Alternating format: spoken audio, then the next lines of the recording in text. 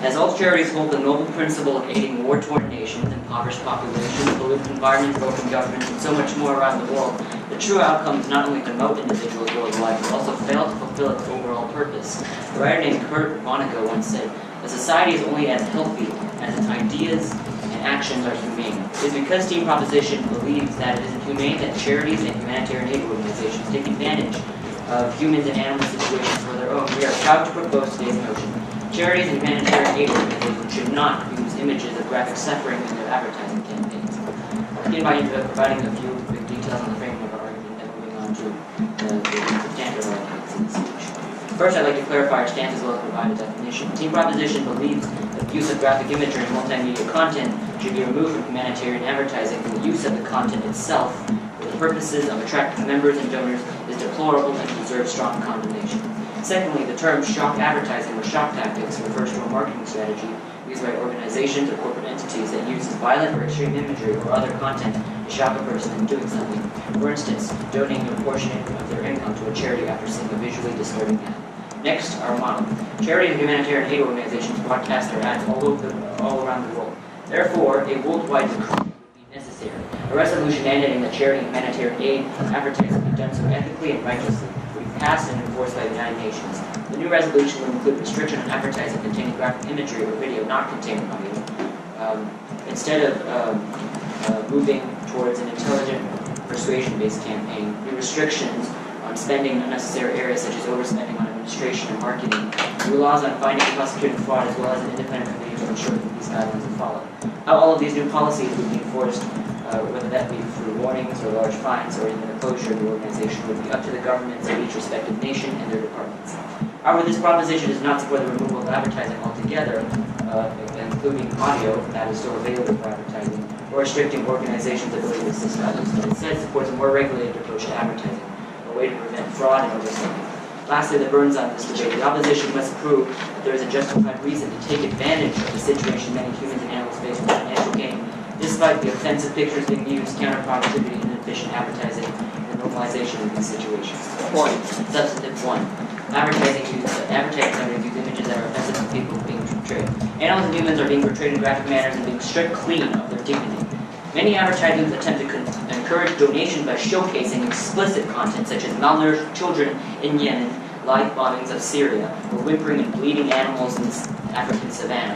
For example, an ad from Save the Children, 2013, presented children undergoing emaciation in a state of being abnormally thin from lack of nutrition. John Hillary summarized this quote as a degrading and demeaning image of children. Dutch activist Frank Vanderlyn said, violates the European Union Code of Conduct on audio content, a code which encourages moral dignity in marketing. Furthermore, Teddy Rouge, an Ugandan-born writer, defined images as, quote, finding the worst, most extreme situations and making it look like the most common situation on this continent. You have to treat the people you're helping as your equals. They should feel dignified to receive help and to work with you. They should be made to feel capable and given a sense of success. If your attitude causes them to feel like they have a failure at your mercy, they may never gather the willpower to recover. For those who witness themselves or their loved one on TV, they feel embarrassed, ashamed, weak, and unable to do anything to help those around them. And, quote, right now I feel like we are in fear. It's as if we are always begging for help. I understand that there are some of our people who are in need, but who cannot have a meal or a day or a place to live. But are we the only ones whom this happens to? The Western countries who advertise us have problems too, said a 22-year-old Ethiopian man. John Hillary continues, he described the return of poverty porn in the 2014 article that in recent years have witnessed the return of the starving black child as stock image in the fundraising communications of far too many organizations. Substantive 2. Shock advertising tactics aren't as effective as it may seem. Not all donations go to what's being advertised. Following the 2010 Haiti earthquake, 250,000 people lost their lives and 1.5 million were displaced. The Haitian government needs $10 billion in assistance, as well as to rebuild destroyed infrastructure. Scientists estimate that less than 10% of the $13 billion raised were directly spent to assist those hurt by disaster. Yet to this day, disease and homelessness still plague the country, and thousands still live in shelter with no running electricity or water. One can only wonder, after all the massive fundraising campaigns and all the emotional TV ads raising billions of dollars, where did all that money go? Charities often target symptoms, not causes. It is certainly true that some charities do stopgap preventing work either exclusively or some of the time. That's the judge cast a ballot for the proposition.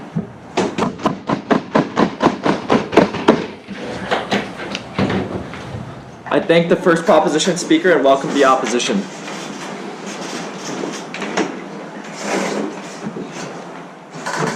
Ready? Censorship is a child of fear and the father of ignorance, writes Lori Holmes Anderson, author of Speak in Chains. This House believes charities and humanitarian aid organizations should be able to use images of graphic suffering in an advertisement. Choosing to hide the truth will only pollute the world with lies. Today, I will be refuting some of my opponent's points before I explain our arguments. First, on our stance. We believe that charities and humanitarian aid organizations should be able to use images of graphic suffering in an advertisement. Furthermore, we recognize that the photographed figures are in deep affliction. However, the truth needs to come out. In order for peace to be established, people need to grasp what is going on in the world.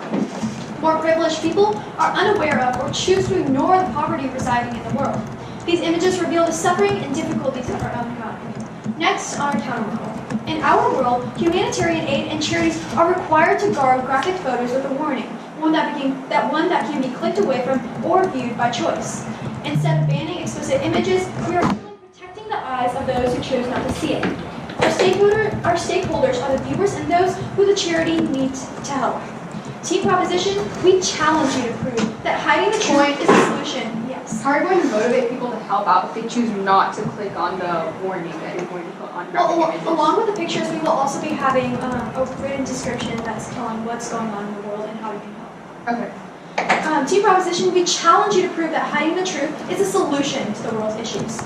Our opponent states that the images are used are offensive and degrading. To that we know, this slide, Beirut bureau chief for the Washington Post tweeted one of the photos of Alan Kurdi, a child who had been washed up on a beach while escaping war in Syria. She was surprised by criticisms that she was violating Kurdi's dignity. That puzzled me because I spend every day looking at these images of death, she says, and anyone in the region does, anyone who covers Syria. At least half a dozen pictures of dead children every day. Perhaps we're violating their dignity by not publicizing them and having them die in silence and in the dark. You also say that graphic images create an unhealthy, detrimental stereotype about many places. While stereotypes may be harmful towards certain races or countries, that could be helpful as Westerners would have the notion of helping poor people ingrained from a young age. You also say that these images may be used for the wrong purposes and not for the purpose to help others. While context is very important, the ends do justify the means in the sense that people would still donate to an impoverished country while being slightly misled by the advertisement. If common sense is practiced, most of the audience will understand what aspect or place requires more funding or assistance in any way. Substantive 1. Communicating through photos is one of the most effective ways to engage an audience. The viewer will be compelled to help the organization. Cohesion between nations on topics such as epidemics gripping the world often requires strong, vibrant components in order to connect with the audience at a moment's notice. When a vivid picture of suffering is painted, the inclination to help would increase drastically as people resonate and adopt more proactive attitude towards the given problem. Any audience needs vibrant, meaningful components of a case in order to connect on a certain level. This is because of a primitive instinct to help is activated, and people need little forethought in such a situation. Yes. If video and image communication is the most effective, and if people choose not to click on the warning that guards graphic images as per your plan, would you agree that people won't be compelled to help out? No, I would not agree because, as you can see, in the world, there are stores on Instagram where there are graphic images that are blocked, and most people are compelled to click on those and see what the thing is about, and in either way, they will help on reading the description. Okay. Humans have been proven to have an attention span of 5 seconds, so in that brief period, a message must be conveyed promptly and clearly. Substantive 2. Censoring and hiding graphic images will result in fewer donations and interest. Not being able to use graphic images will decrease the number of donors. People don't donate without pretense. The truth well told is a key. The inclusion of graphic photos will result in more money being donated, helping people in need. People should know about what is happening in the world, whether they want to or not. These photos are genuine and show the state of a suffering population. Whether we like it or not, stated Paul Nags, the head of fundraising for Oxfam, that is what people get. That is what gets people to respond at the moment. A cultural association has been created between the rich and poor at every level from personal to international, and it very much has a genesis in striking pictures that depict suffering. Such drastic images have in many ways formed a certain association with impoverished places, so people automatically are more receptive to the phrase, donate to starving children in Africa. In Slovenia, a campaign started by UNICEF designed to help people in Rwanda proved to be a massive success due to the persuasiveness of the images. Team Opposition is proud to propose our motion. Thank you.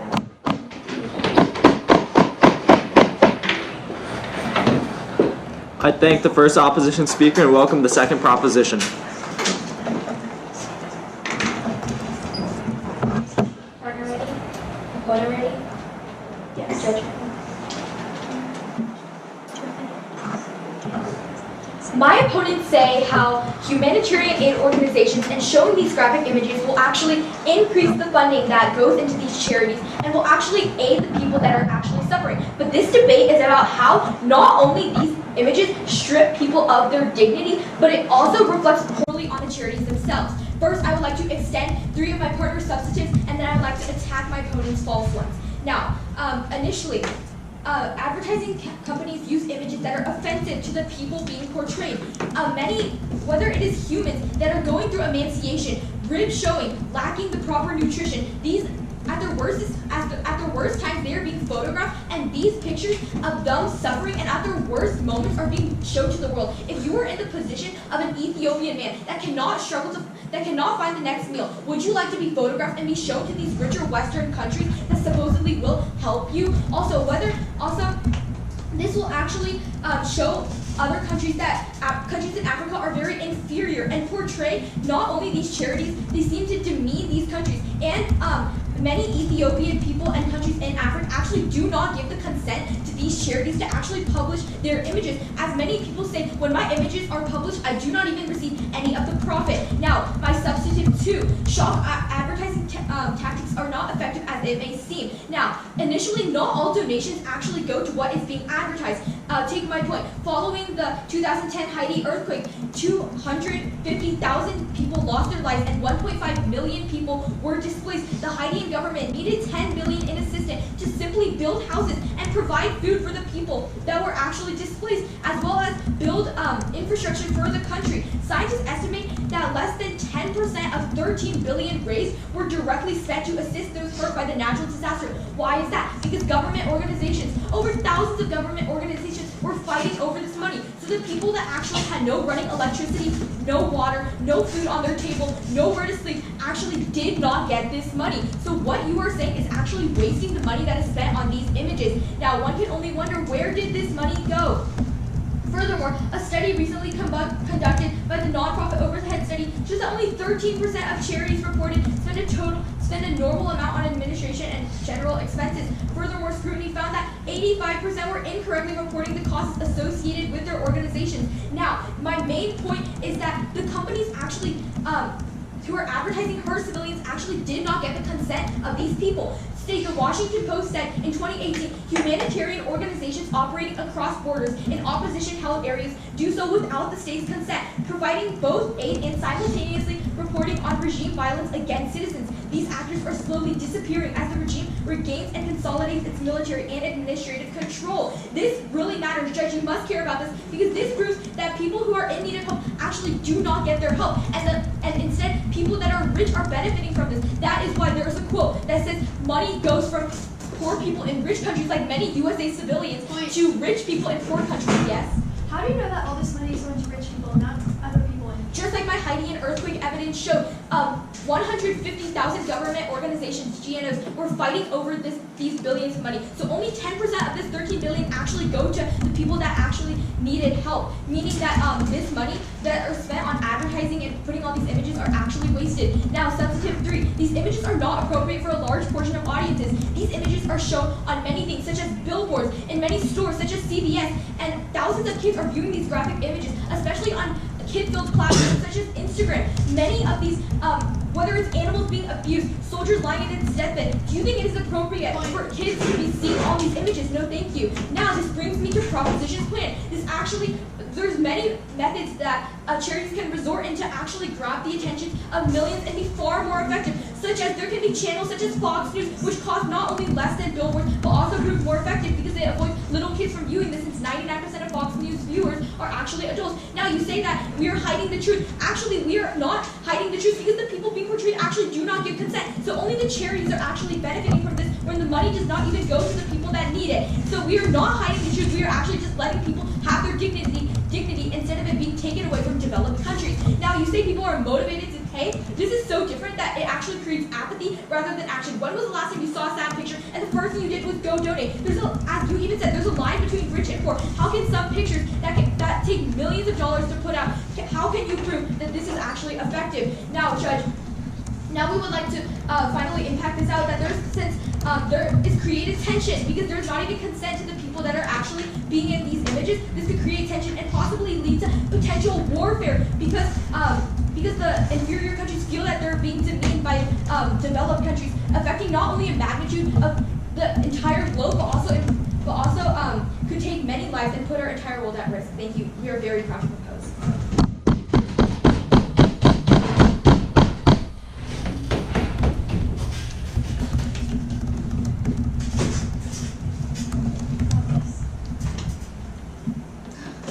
Give me a second, I'll call you up.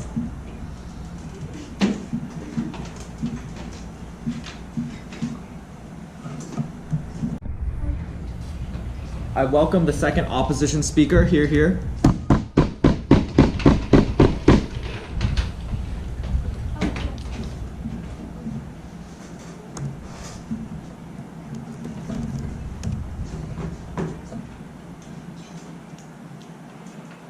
Submitting to censorship is to enter the world of the giver, according to Louis Lowey, who is the author of the novel. The world where there are no bad words and no bad deeds. But it is also the world where choice has been taken away and reality distorted.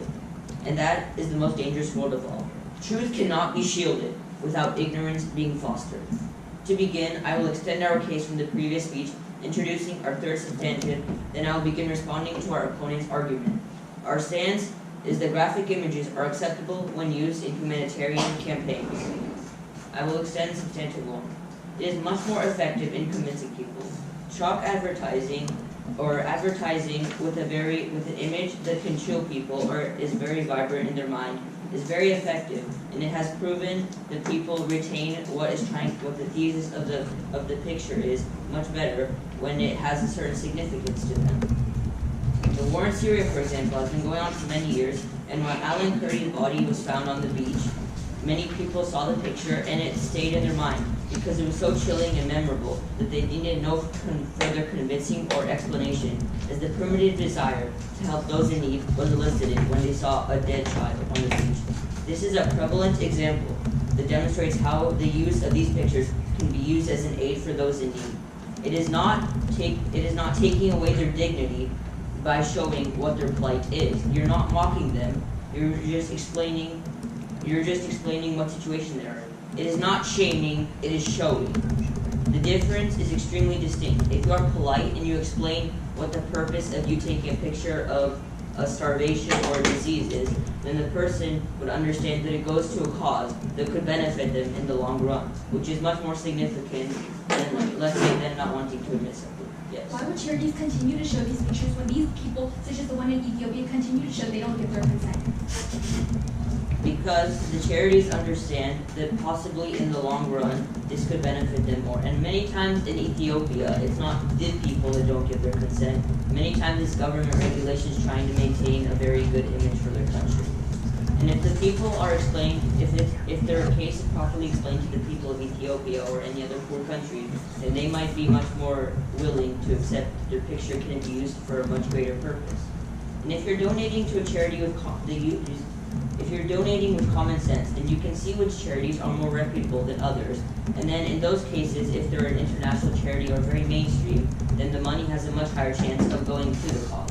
Other charities may not be extremely reliable, but for the biggest ones, it can make a massive difference, and the money will most likely go there because there are international regulations surrounding the use of the money. Now, you say that it often makes an image that does not show the true country. However, In Mali, for example, the poverty rate is 49.7%. Yes, 50% of the country is above the poverty line, and maybe they don't want to be crammed into the same stereotype as the other half below the poverty line. But the fact remains that if 50% of a country is dying, and they just want to maintain censorship so the other 50% does not look bad, or the people don't want to be shamed, then literally the fact is overrun by a simple stigma or a stereotype that does not want to be released. If you confront the truth, and the people of the country see it through this kind of a perspective, then they will understand that the pictures are used to help grow their country and develop themselves and help them escape their meager situation. Without showing the stark problems, less awareness and passion is raised. So if you're going to do something, then it's important to do it right from the first. We argue that without being able to exhibit the suffering of others, our ability to assist them will decrease as well. People have short attention spans and therefore require a captivating hook in order to really pursue a campaign. A child visibly suffering has a universal response of help and pity, as opposed to a less vibrant image that only shows a string of text, let's say, or a picture that does not provoke such a primitive and caring response. Not being able to use graphic depictions of suffering will only cause more ignorance and colorblindness in many other societies. If a person that's moderately familiar with the plights in, let's say, Africa, sees pictures that do not show the true situation or the plight of the people there, they will assume that maybe not as much help is needed in that area because the warrant is that people already have a fair amount of money, which may not always be the case, as in Mali. If half the population is below the poverty line and half is above, then it wouldn't be fair to censor the lower half in favor of keeping the other half's supposed image of relative utopia, which it isn't utopia, but it's at least tolerable. By not voting for us, we're supporting a world shrouded in lies.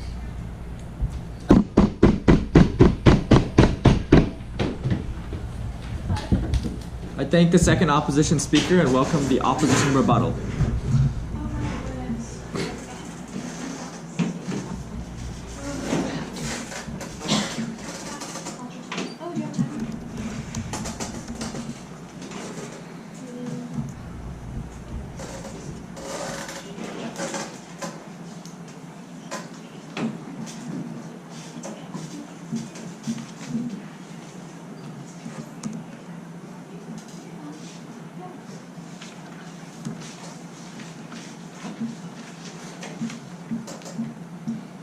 To begin the rebuttal, I just want to start by looking at both worlds that we establish. In one world, the propositions, the world spins on ignorant problems that are in other nations because of the censorship. In our world, the response to advertisement from aid organizations and charities are staggering, which is the result from depicting powerful and moving images, which allows them to give greater support to the ones who are suffering. This leads me to one of the core questions. Judge, who has helped the stakeholders the most? The answers to this is obvious. As opposition, not only have we been able to educate the viewers, the probability of them helping those in need will soar. In addition, because the amount of people who need help intensifies, we outweigh the proposition of magnitude too. Will hiding graphic images of suffering really help anyone? No, it will only cause people to become ignorant and unaware, whether it's intentional or not. And over time, ignorance breeds ignorance, and the cycle never ends. Therefore, we also outweigh the opponent on cyclicality too. The opponents didn't really respond to our argument that ignorance would be bred from this censorship, and this is important because that is a big effect from censoring images that show people what is happening around the world, because now they are unaware, and this will cause people to become ignorant and unaware to what's happening. Oh yeah, they talk about how charities aren't really helping people because a lot of what they receive goes to other organizations. Pretty sure that's what they said. But they did not mention successful charities that have helped others, like Oxfam and a lot more. And a portion of those, a lot of what they receive goes to people in need, helping people,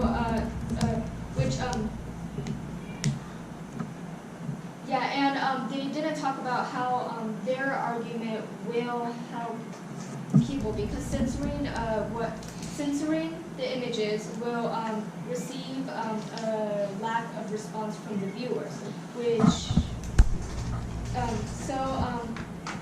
the proposition's world is suffocating in lies and censorship, simply to maintain an ignorant, idealistic vision. Judge, will you stand for it? Thank you.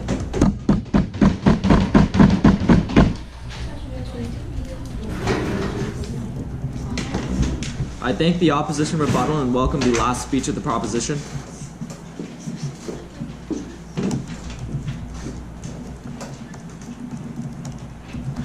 Before I start, is everybody ready? Okay, this will begin in 3, 2, 1. So to start off, the opposition talks a lot about how we aren't going to be helping organizations, and we're basically creating this world of ignorance where people aren't able to help out the suffering, and we're basically barring that from being talked about and being noticed. My response to this is that the proposition is not against advertising of people that are in help. We're against using graphic images for a lot of the reasons we've stated. First of all, these are offensive to the people that are being portrayed. We've already stated an example in our proposition 1, where a man was clearly offended by the picture that an organization used to display him. Second of all, we're against these graphic images because as we already stated in one of our substantives about shock advertising, that there's no benefit to using these photos, because we've already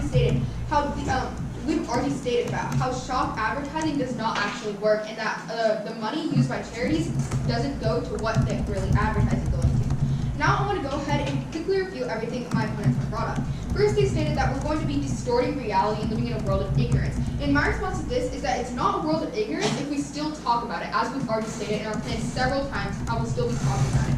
Next, they said that it's not offensive when we don't ask for consent when we use people's pictures. Already, you can hear how that's contradictory in itself. Next, they talk about how.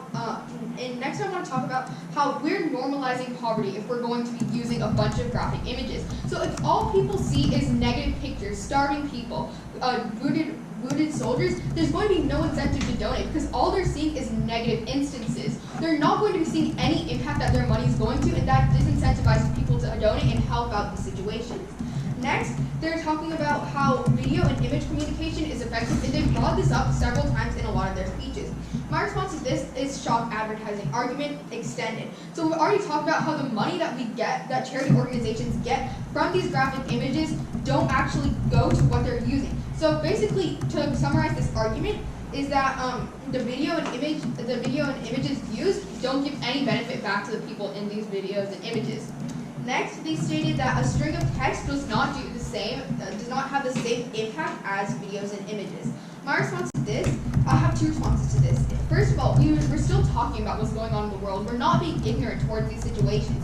My second response to this is that in their first speech, they stated that they're going to use a string of text if people don't want to view the image. That means that their plan still has no impact and does not compel people to donate. Next, they stated that the prop world is ignorant and basically shields people from seeing this. And my response to this is that the prop world still talks about it, but we're doing this in a non-offensive way and in a peaceful way. Thank you, and I urge a proposition ballot at the end of today's debate round. What? You're supposed to do that before, but also you just can't see, like you're behind the desk. I saw it. Oh my god. Okay, 0.5 speaker points it is. Give me a second to just consolidate everything.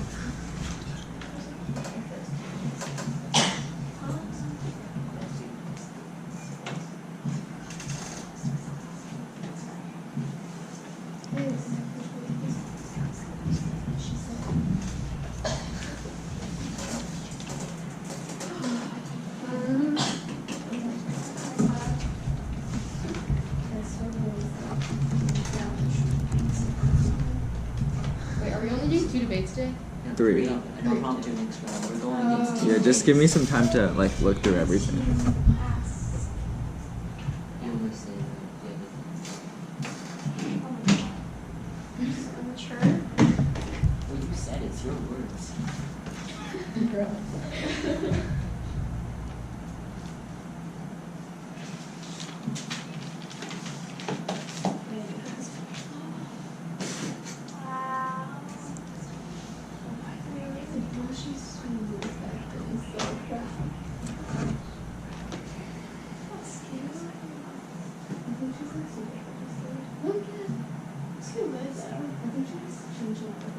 Okay, so this was kind of hard to judge, I think, because there's like a lot of like floating arguments sometimes, and the responses came a little bit too late in the round.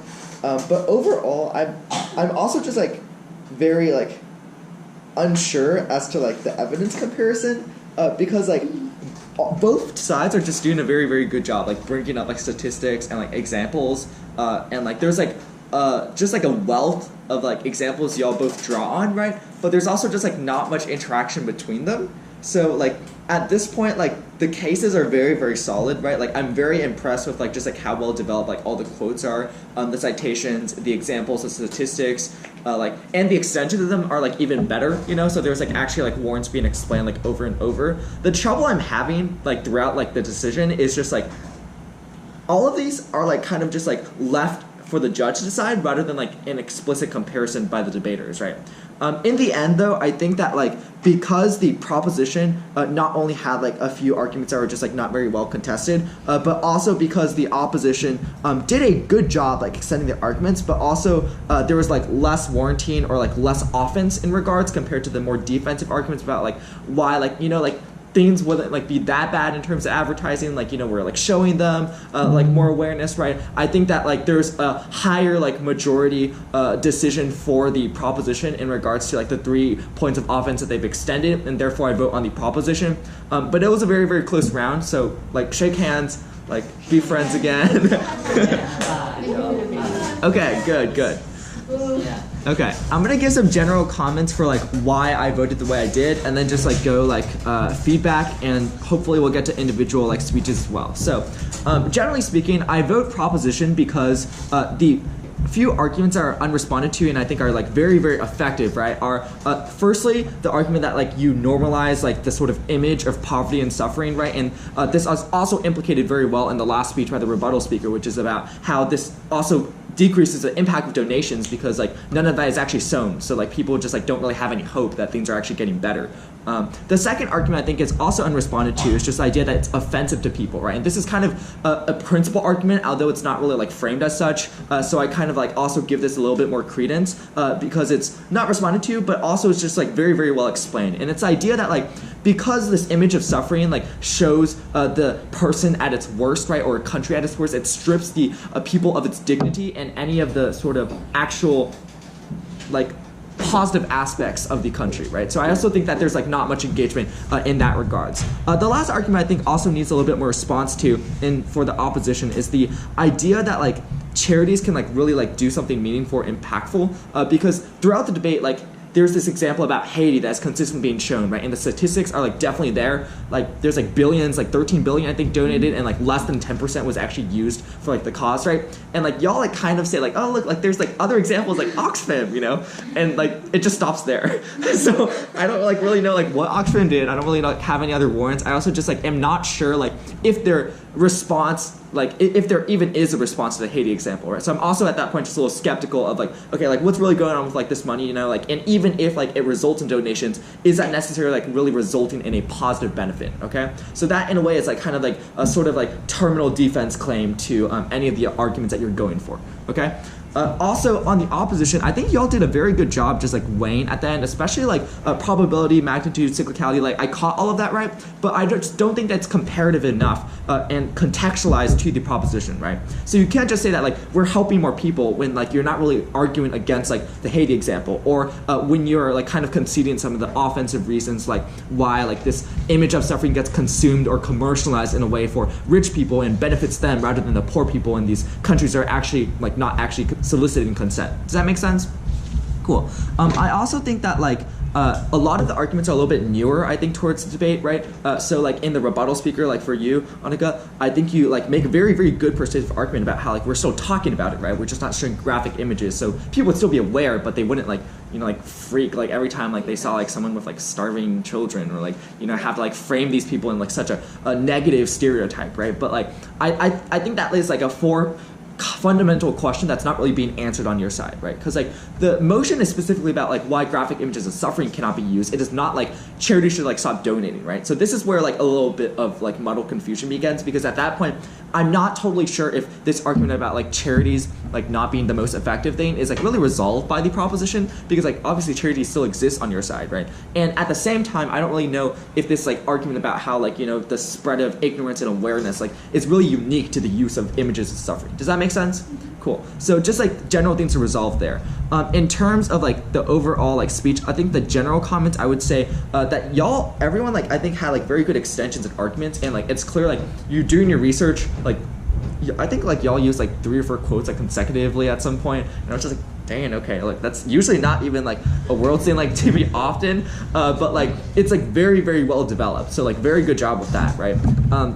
The thing I would say for everyone is like you just need to be like more interactive and contextualized, right? So those arguments for refutation need to come earlier, and I think the best example actually for refutation was given by Sophia's speech in the second, because like she essentially like went like down and just like answered like everything that the opposition was really like saying for the most part, and I don't really hear like as much of a response to this, right? So that sort of like overall like general idea, like you had like a few good phrases in there like about how it creates apathy rather than empathy. Like use of that rhetoric is very, very strong, and like I